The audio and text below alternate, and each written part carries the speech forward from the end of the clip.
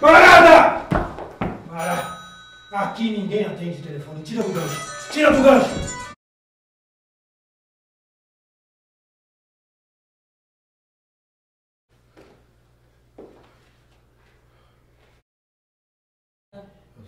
Você quer saber meu nome? Meu nome é Zoião. Por quê? Zoião. Certo. É que assim a gente pode conversar melhor. Então aproveita e pega a grana lá da caixa. Vai!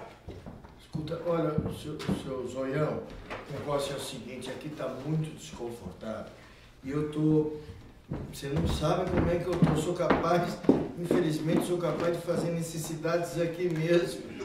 Ele tá mal do intestino, não. Dá essa força pra ele, vai. Pastor, carga à vontade que ninguém vai ligar pra isso mesmo. Não é possível, não é possível. Eu preciso ir. Eduardo, por favor, Manera, o cara não vai te liberar, pô.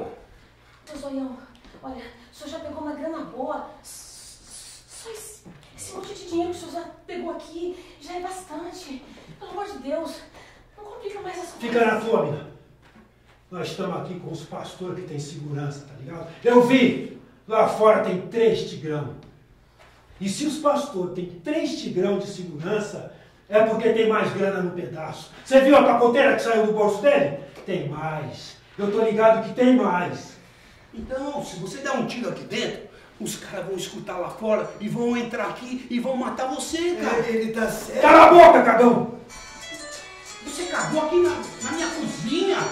Puta vida, tá um tiro de merda aqui que eu não tô aguentando esse cheiro. Pô, dá pra ele sair daqui? Tiozinho, você sempre esteve na merda, mano. Para de reclamar. E outra coisa, hein?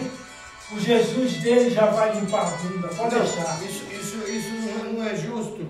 De jeito nenhum. Eu já falei que eu não sou pastor. Ah, você não é pastor? Você é o quê, então, mano? Você é discípulo? Você é papa?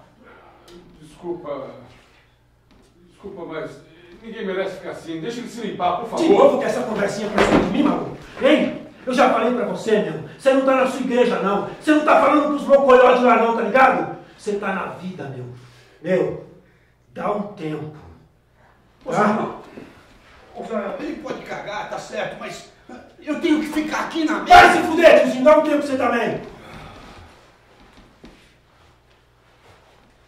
E é o seguinte, hein? Vou sair fora.